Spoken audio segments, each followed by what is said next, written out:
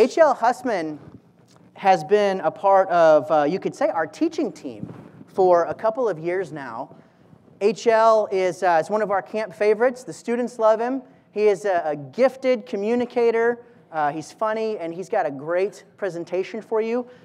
Quickly, though, I want to tell you about H.L. H.L. graduated with a degree in engineering physics from Murray State University back in 1996. And since then, he's served as the campus minister at that same school until recently, until 2013. As a matter of fact, he's about to plant a church, but he'll tell you more about that, I'm sure. H.L.'s the author of 2 different books. The first is called God's Greatest Passion: Every Christian, Everywhere, Sharing Jesus. Great title. Great title. His second book is called Letters from a Martyred Christian. H.L. is also a graduate of Frank Turek's Cross-Examined Instructors Academy. H.L. is a writer on assignment for Outreach Magazine, great magazine. And his passions are dynamic and practical teaching, but also evangelism and outreach. And he's also passionate about helping others to answer the difficult questions of Christianity and to reach the world with the gospel. So I'm very, very pleased to introduce our friend H.L.Hussmann.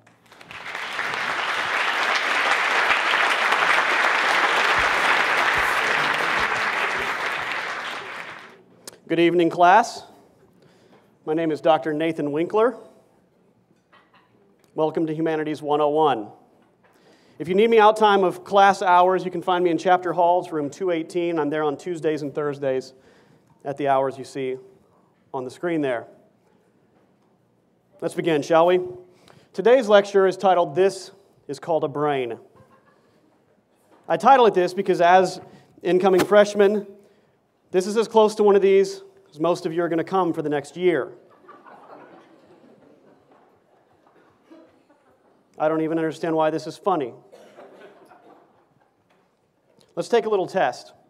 How many of you, and don't be ashamed, don't be embarrassed, how many of you think that mankind put a person on the moon at some point in history? Who believes this? Anybody that doesn't believe this, put your hands up high. Got one. You have some questions about it? You think maybe this happened, maybe it didn't? Any of you? One. Let's look at some of the evidence. Pull out your phone. Some of you already have them out, I see. You're already on Facebook and texting. There's more technology in the mute switch on that phone than was in this lunar lander. We're supposed to believe that kind of technology floated off this big, massive spinning rock to hit another big, massive spinning rock that happened to be spinning around this big, massive spinning rock and landed safely on that kind of technology. This is difficult to believe. So here's what I believe. I believe the whole thing was conducted in a studio in the Nevada desert. Do you notice they're all perfect pictures? Look online. Just type in moon landing into Google. You'll see picture after picture, and every single one of them is perfect. But do you know that these people took these pictures from chest-mounted cameras that, again, had technology nothing like what we have today? And yet they're in perfect focus, perfect lighting, perfect depth of field, perfectly framed every time. Do you know why? Because they were taken in a studio in the Nevada desert. The shadows are inconsistent. Look at the pictures. Look them up online, and you will see shadows moving in this direction, shadows moving in this direction, shadows moving in this direction. Do you know why that is? Multiple light sources. Because they were in a studio in the Nevada desert. You'll see no stars in the background of any of these. And I know this seems humorous to you, but I want to challenge you with this. Think through this evidence and think, have you always believed what everyone ever told you? Have you just believed it because that's what they said, or have you examined the evidence? You'll see there's no stars in the background of any of the pictures. Do you understand there's no atmosphere on the moon? You should see stars. If they're actually on the moon, you should see countless stars in the background of every picture. You see zero, none, anywhere. Check it out yourself. Number 5, there's a lack of a crater. You can see it in this picture. You would expect that if rocket-blasted fuel was flying out of this lander, it would leave a large crater. You see no crater. Do you know why? Because it was set there by people in the studio. Number 6, there's a waving flag. You've seen the videos yourself. There's an American flag doing this. Does anyone see a problem with that? There's no wind on the moon. There's no atmosphere. And yet, check it out yourself in the videos, the flag is waving in the wind in the Nevada desert. Temperature extremes. You understand that temperature extremes on the moon range from 250 degrees Fahrenheit to negative 250 degrees Fahrenheit? Who can survive this? You think this flimsy aluminum lander will protect you? I don't care what the suit's made of. You cannot survive those extremes. And yet we're supposed to believe that they walked on the moon. There's micrometeoroids actually, all throughout space. You see, you're not bombarded by them, you're not hit by them constantly because we have an atmosphere to protect us. These micrometeoroids, they hit our atmosphere and they burn up instantly. In space, you have no such atmosphere.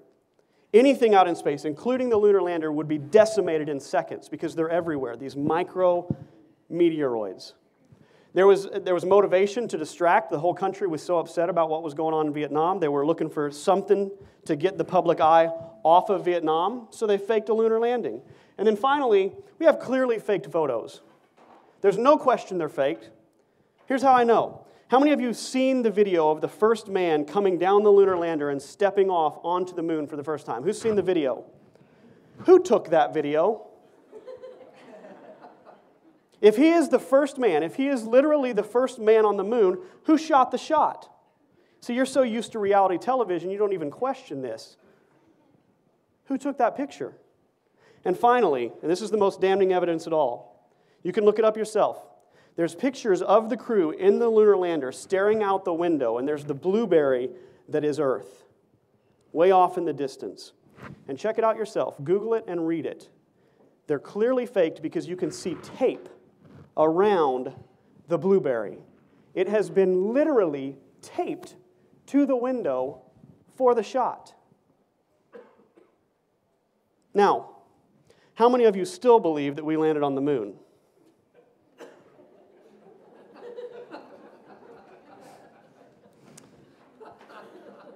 So, now I know you raise your hand, but when you get blasted with the negative evidence, don't you start to think, I could be wrong about this, right? You don't necessarily, something you hold so strongly, you don't just immediately convert over, but it can make you question things that you really believe strongly coming into the room. Now let's talk about some of this evidence, okay? Let's talk about the counter to this evidence. Technology level, this is no big deal. This is called physics and trigonometry, people. This is how we did what we did, all right? It didn't require boatloads of technology. Number two, the perfect pictures are two reasons. One is because you don't see the bad shots. NASA doesn't put up big albums filled with the junky shots that they took, and they took many, because you don't go to the moon without taking boatloads of pictures, right? You guys go to Tennessee and take a bunch of pictures. They went to the moon. They took thousands of pictures, okay? And they practice. You don't go to the moon without practicing. And they practiced framing the shots and getting the right focus, and they knew how to use their cameras, and you might see 100 of the 10 or 12,000 pictures that were taken. That's why you see perfect pictures. The shadows are inconsistent because moon rock bounces light. If there's a hill nearby, you're going to see all kinds of light moving in all kinds of different directions. The lack of a crater is because the moon's surface is rock, not dust. If it was dust, you'd expect it to be up to their knees, but it's not. They're standing on rock. And in the pictures, you do see residual blasting craters. The waving flag is because they knew it was the moon, so they ran a wire through the top of the flag, and when they planted it in the ground, they did this. And it sat there going like this for the videos. The temperature extremes are surface temperatures. There's no atmosphere to get to those extremes. So all they had to do was protect the bottoms of their feet, and they were safe from those temperatures. The micrometeoroids are just that. They're micrometeoroids. They're very, very tiny. Their suits were made of Kevlar. No way, no how could they hurt them. Motive to distract. If the rest of it turns out true, that doesn't even matter. And the clearly faked photos, the man stepping out on the moon in the video, that was shot by an arm built into the lunar lander that reaches out and a video camera turns in. That's how they shot it. And the one with the clearly taped blueberry, this was during a training exercise long before they ever left the surface of the planet. Now do you see that when you hear the counter Oh, I'm sorry, stars, thank you. The stars, this is just simple depth of field in photography. Go out and take some shots at night. You can either see the stars or you can see the subject matter. Those are your choices. That's just photography and how it works. That's why you don't see stars in the photos. But do you see that once somebody counters the argument, then you start to breathe a little bit. But I'm telling you, students across this planet are holding their breath and not breathing because of what they're getting hammered with. And I'm going to do that to you right now. Hello, class. Professor Winkler, Humanities 101. Let's begin, shall we? Now, I don't mean to insult any of you. I want to help you. One of my interns set this up. I want to help you. You've probably believed things your whole life that aren't true, and they affect your life greatly.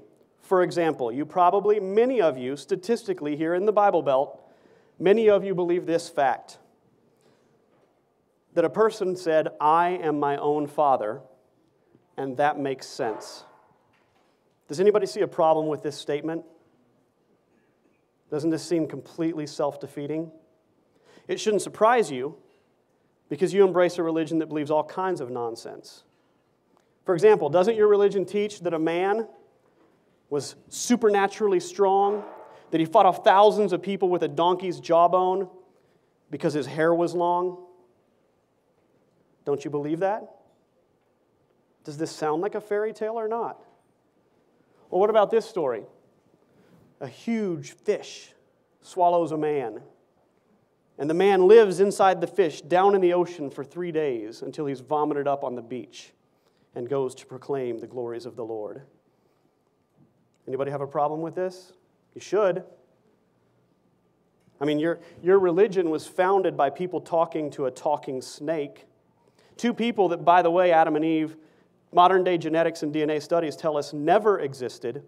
And if there were initial humans, they were separated by maybe 100,000, 200,000 years, many, many years more in the past than your Bible allows.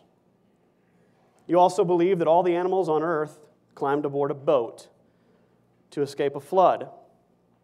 And I'm sorry to do this to you, but your story about a resurrected dead man is just as much a fairy tale. Don't hate me. When your eyes are opened, you'll appreciate it. But see, this shouldn't surprise us coming from the book that you believe, because that book is riddled with contradictions, and I'll show you one right now. In John, Jesus' friend John says these words, supposedly, "No man hath seen God at any time." And yet if you read in the Old Testament, Jacob says, "I have seen God face to face." Can they both be right? Or is this a very clear contradiction? It's filled with mistakes. Here's an example. Jesus himself, according to Mark, whoever Mark was, we don't really know who that author is, but he supposedly said these words, David entered the house of God when Abiathar was high priest. And yet, if you read the passage in the Old Testament that Jesus is referring to, Ahimelech is the priest. Jesus got it wrong, or Mark got it wrong. But somebody got it wrong. It's a mistake. And there's just outright fraud. You see, in the Gospel of Matthew, you see him constantly referring to things that were written to refer to Jesus, the prophecies of the coming Messiah. This is one of the ones he says. He says, "He came and dwelt in a city called Nazareth, that it might be fulfilled which was spoken by the prophets. He shall be called a Nazarene." So Matthew says the prophets said Jesus would be born in Nazareth. Here's the problem. Read your entire Old Testament. You'll never find it because it's not in there. Nowhere does it say the Messiah would be from Nazareth. And yet Matthew, trying to make his case, claims that it says that. You've also got liars throughout church history. Again, I know liar is a strong word, but just watch. Just watch what I have to say. Just listen and see if it doesn't make you uncomfortable. One of your own popes says this. Pope Leo X says, "How well we know what a profitable superstition this fable of Christ has been for us." One of the popes says, "We know this myth, this fairy tale has made us a lot of money." How do you deal with that? This was hundreds of years ago, but they knew. One of the early church fathers, Eusebius, says this: it's an act of virtue to deceive and lie when by such means the interests of the church might be promoted. One of the early church fathers says it's okay to lie if the church is advanced. What do you do with that? How can we possibly think that 2,000 years ago, or 2,000 years later, we're not riddled with lies? I don't see how you can. I want to describe a leader to you, and I want you to tell me who this person is. He was born of a virgin. He was born in a cave on December 25th. His birth was attended by shepherds. He was considered a great traveling teacher. He had 12 companions or disciples. He sacrificed himself for world peace. He was buried in a tomb, alive. 3 days later, called the Good Shepherd and identified as both the Lion and the Lamb, and celebrated on Sunday, the Lord's Day. Who are we talking about? I understand if you don't want to say at this point, because it's not Jesus. This is the god Mithra, from Mithraism, a religion that predates Christianity by hundreds of years. Isn't it obvious that Christians borrowed from this fairy tale? I see you squirming. And I do apologize because I respect you, but you need to see the truth. Your very own Paul, who wrote 2/3 of the New Testament, if you saw him on the street today, if you saw him out there today, you would have walked past him and dismissed him as a crazy person. You would have seen him as a homeless, smelly beggar. And that's probably what he was. He even says this about himself. He says, "We are fools, weak, dishonored. We go hungry and thirsty. We are in rags, brutally treated. We are homeless. We have become the scum of the earth, the garbage of the world." The guy was just crazy. How can we believe anything from a person like that? And finally, here's the bottom line, and probably the most difficult for you to deal with. It just doesn't do what it says it will do, Christianity. Jesus supposedly said these words right here. He said, "Ask whatever you wish, and it will be done for you." Now, you see this little boy from Cambodia who had his legs blown off from a minefield while God watched and let it happen. Can you pray and bring those legs back? Can you? I mean, Jesus said, "Ask and I'll give it to you." In a room this size, surely there's 50, 60, 70, 100 Christians that can make this happen, right? But no. And you know what? That boy will go to his grave missing legs because God doesn't heal amputees. There's no time in history, despite the claims, God does not heal amputees. In fact, this is how you handle prayer. If you're honest, you pray. You say, "God, I need a job." Just for example, you say, "I need a job, please." Now, He's going to answer you in one of three ways, and you believe this. He's either going to say yes, no, or wait. That's what you believe. You say, "I need a job." He says, "Yes." A job shows up the next week. You say, "I need a job." He says, "No." You go for months without a job. And you think, He must have a higher plan. Or He says, "Wait." And you end up waiting for months, and then the job shows up. And you say, "Yes, finally." How is this any different than me praying to my milk jug? I say, "I need $10,000. Oh, milk jug, please give me $10,000. And that next week I get a rebate from the IRS because I overpaid on my taxes. Now, I don't believe in miracles, but that's close. I say, "Yes, the milk jug answered my prayers." I say, "I need $10,000, oh milk jug, please give me $10,000. And the $10,000 never shows up. And I say, the milk jug must have a higher cause. The milk jug must have purpose. Or it does show up weeks later, and I say, "Bless the milk jug, for it has bestowed upon me $10,000 in its time." How is prayer any different? Every time you pray, this is how you approach God. The bottom line, my friends, is Christianity is a sinking ship. Educated people know this today, and I have not even gotten into science and how we know. I've just shown you some of the foolishness of what you believe. How we doing? How you feeling? You want to go to Faith Ascent Base Camp at this point? Yeah? Listen to me, this is how Christians respond.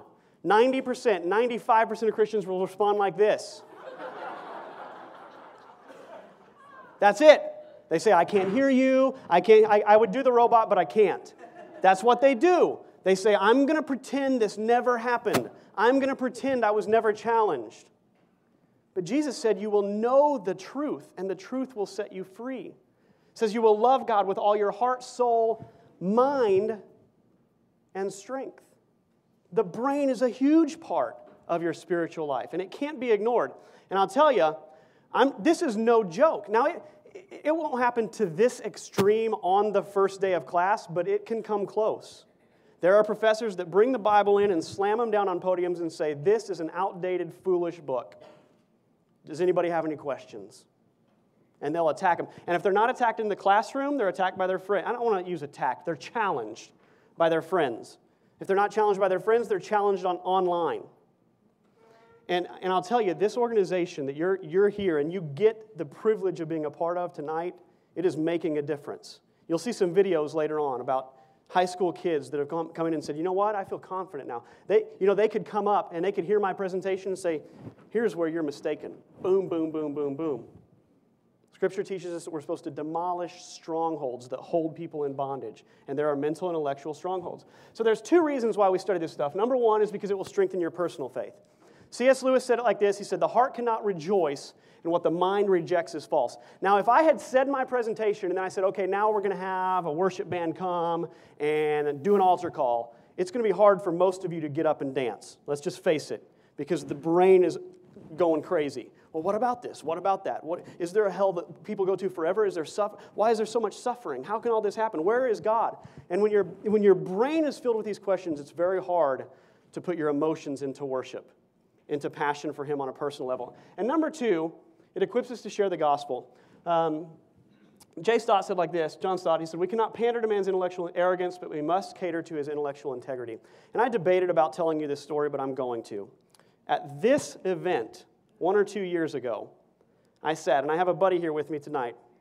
My buddy's an atheist. He's a good friend of mine. We do a lot of talking, a lot of dialoguing. I love the guy to death. Really enjoy the guy. He came to this dinner with me a couple years ago, maybe a year ago. I don't remember. I don't remember the past very well. My wife hates that about me, but it's true. So we're in, not this room, another room downtown, but similar setup. We're sitting talking to people.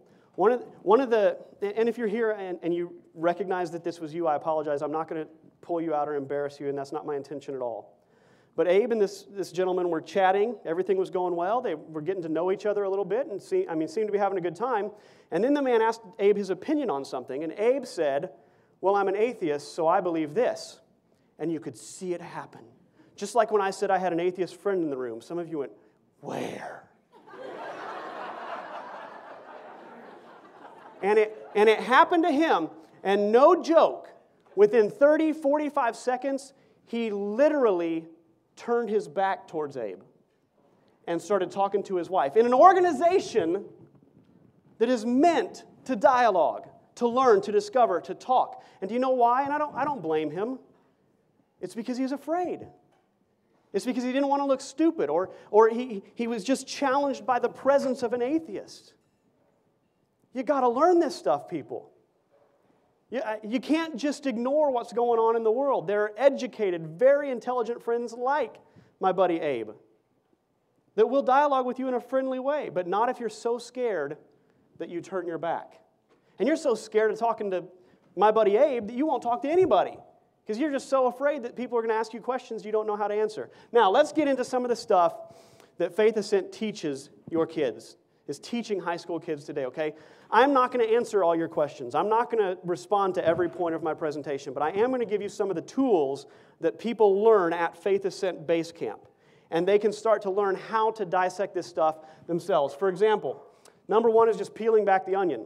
When I say, pray to your milk jug, and I use that whole illustration, now we need to figure out what is a good, solid response to that. Because here's what's going to happen. You'll make a good, solid response, and then your skeptical buddy will say, yeah, but what about this? And then you have to say, yeah, but what about this? And it's a conversation where you're peeling back, looking for truth. And most Christians never peel back the first layer because they're scared of what they will find there. All right? Now, they're going to learn how to recognize dead fish. You guys know what a red herring argument is? Red herring argument the illustration is like this. In the old days, a criminal is running from the police and being chased by dogs. Okay, the dogs are chasing after him. So what he does is he comes up with something stinky and smelly to distract the dogs. So he might go to a fish market and grab a fish and drag it across his trail and drag it into the woods and then leave it in the river while he backtracks and takes off in another direction, because the red herring will pull the dogs away from the actual trail. There's a lot of arguments, and there were some in my presentation that are just red herring arguments. For example, the milk jug argument. Now, when I make the milk jug argument, what am I attacking? Anybody know? Don't be scared. I'm attacking prayer. I'm attacking how does God respond to prayer, right?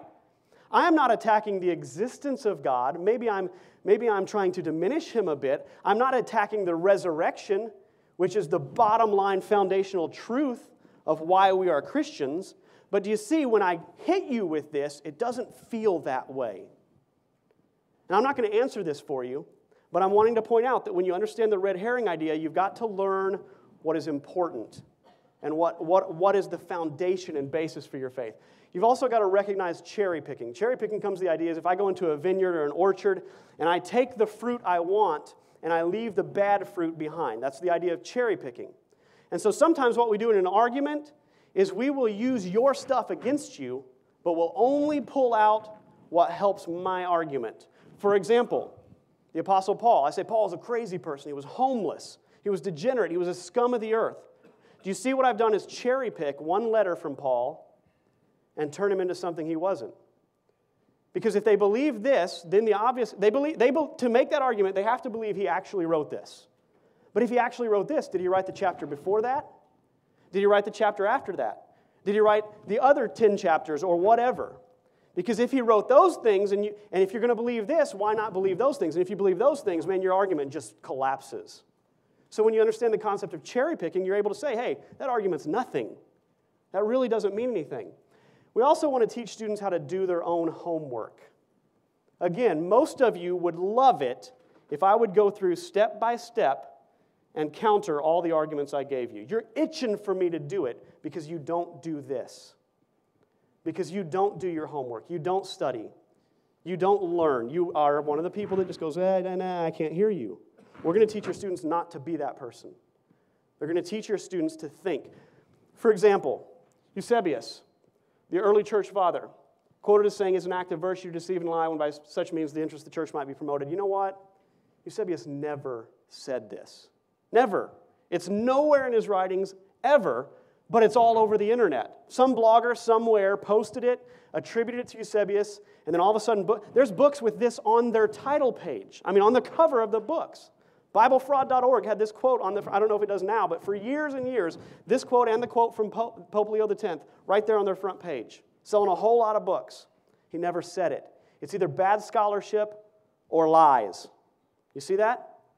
Pope Leo X, now this is a little difficult because he actually did say this, but the neat thing is he said it in a fictional work called The Pageant of Popes. There was this apostate heretic named John Bale who was ticked off at the church. So he writes this mockumentary, this drama that plays out. And in the drama, the character of Pope Leo X makes this quote. This is like saying Abraham Lincoln said, "Party on, dudes," because he said it in Bill and Ted's Excellent Adventure. But many people, now not every skeptic is like this, but some are, many will still quote this as if it came from him. And in my opinion, many of them know better. Many of them have been exposed, and yet it sells books, or it propagates their website or their ideas, so they leave it up there. Now, obviously, as a Christian, you want to be careful about that stuff too, but you want to learn to ask the question, and I don't know why it's on here. Maybe it's after this. Let's get to this first. So, born of a virgin, December 25th, which Jesus wasn't even born on December 25th, so that's ridiculous. Birth attended by shepherd. I'm in Colorado Springs, Colorado, reading a newspaper, and it lists these attributes. In the newspaper, front page, says Mithraism, the god of Mithra, right? Or the Mithric religion, I mean. Here's the thing. No, it doesn't. Mithraism teaches none of this. None of it. Even the experts in Mithraism today say we don't know much about Mithraism. That's it. We know he was born out of a rock, and he had a thing for bulls. You see the picture. Well, you don't see the picture right now. But there's just not much known. And we sure don't have a list of characteristics that sure look like Jesus, that predate Jesus by hundreds of years. No, the answer is just simply no. It's wrong. But if you don't do your homework, you'll read that article and go, wow, it's in the news. So we're going to teach your students how to ask the question, where do you get your information? This is such a powerful question that most people don't know how to ask. You say, where do you get your information? Well, I read it on a blog. He heard it from his best friend, sister's cousin's former roommate. And you see what I'm saying? Once you track it down, you'll find out the answer is no, just like the Eusebius quote. It's just not there. Understand equivocation. This is the idea that words mean different things. Everybody acknowledges this, but sometimes for the sake of argument, they fake it. For example, if I say feathers are light, and then I say light dispels darkness, can I then conclude that feathers dispel darkness? Why can I not do this? The word light means something different. Just like in this passage that's a supposed contradiction, when he says, no man hath seen God at any time, and Jacob says, I have seen God, what word do you think means something different? Seen. One of them says, you haven't. It's like in it's the old 80s movie, White Men Can't Jump. The white guy's saying, well, I listened to Jimi Hendrix. He says, I listened to Jimmy. He says, yeah, but you can't hear Jimmy. He says, but I listen to Jimmy, but you can't hear Jimmy.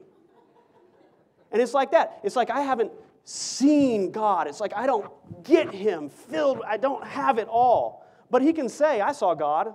God did something, appeared, and it just means I'm using a different word. It's not a contradiction.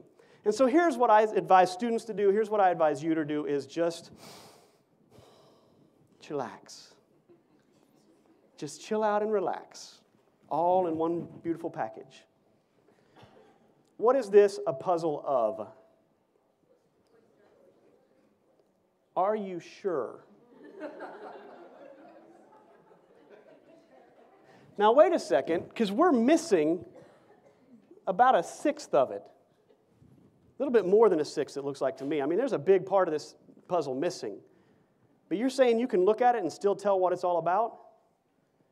That's the point with Christianity. You can challenge all kinds of things. How does God answer prayer? What about suffering? What about hell? These are parts, and they're big parts. They are. But it's the resurrection of Jesus that offers the puzzle, that puts the pieces in place, that says, okay, that's my starting point. And so we want to encourage people to find a hill worth dying on. You know, in Iwo Jima, they took that land. This is why. There's 2 islands. One of them's Saipan is an island the occupied forces had already taken. Then there's Iwo Jima. And then there's mainland Japan. So to get from Saipan to bomb mainland Japan, they have to get past Iwo Jima. The problem is, Iwo Jima has a jet fighter base on it. And bombers against jet fighters is a no-win situation. So they had to take Iwo Jima. But to take Iwo Jima, they had to take the mountain of Iwo Jima, because Iwo Jima is a long island with a huge mountain on one side and a flat place for a runway on the other, and that's all that's there. So to take the landing strip, they have to take the mountain. And so they come in, and countless men die. They rush the beach. They sit there in the sand behind a bunker until they swarm up over the top, and many, many die with the mosquito nests, the swarm of bullets flying everywhere. But they knew this was a hill worth dying on. This was worth fighting for. And once they took that hill and took that landing strip, it was a matter of days before the war was over. But they said, this is the hill. And I'm telling you, your students will leave Faith Ascent Base Camp knowing what hill is worth dying on. It's this one right here. Jesus Christ is the way, the truth, and the life. He was the incarnation, God as man, the Messiah of God. That's where it's all. Now, how does he answer prayer? How old is the earth he created? All these things are things that you can deal with that are important, but they're not the hill worth dying on. And I love this organization because they believe that. They say, yeah, we'll talk about these things, but it's not the issue. And I just want to say this, and I'm closing now. I love this organization. When I started college in 1991, I had so many questions. I remember in high school going to my youth leader and saying, why should I believe the Bible? Why? And this was in the 90s when we didn't have Google. I was already swarming with questions. I said, why should I believe the Bible? Why should I believe a dead man came back out of the grave? And guess what his answer was? You just need to accept it by faith. I thought, that's the lamest answer I've ever heard. But I met some people that had some answers. I'm so thankful for those people. Because I was confused. I did not know where to go. I thought maybe there's a heaven, maybe there's a hell, maybe I'm going to hell. I don't know, but how can I believe this? And I was confused until I met some people that said, well, have you considered this? Have you considered that? And the pressure that is on teenagers today, college students today, is 10,000 times more than it was on me. This organization, and I write for Outreach Magazine. I interview pastors all over the country of mega churches. And something that is communicated is there's nothing good out there for kids in this field. I'm hearing that from people. But there is something good, and it's this organization. And maybe they're not thinking this far. I could see this up over the entire nation. I could see conferences in London springing out of what's happening right here. And I see students coming to campus confused and having and questioning everything and saying, oh, and seeing the lights turn on because of the work that's going on right here. It's an outstanding organization. I'm getting ready to plant a church in Louisville, Kentucky. One of our 4 pillars of ministry is studying apologetics. I plan to partner with this ministry. We've already started talking, Jeremy and I have already started talking about some events that we can do. This is more valuable than you could possibly understand. It's incredible.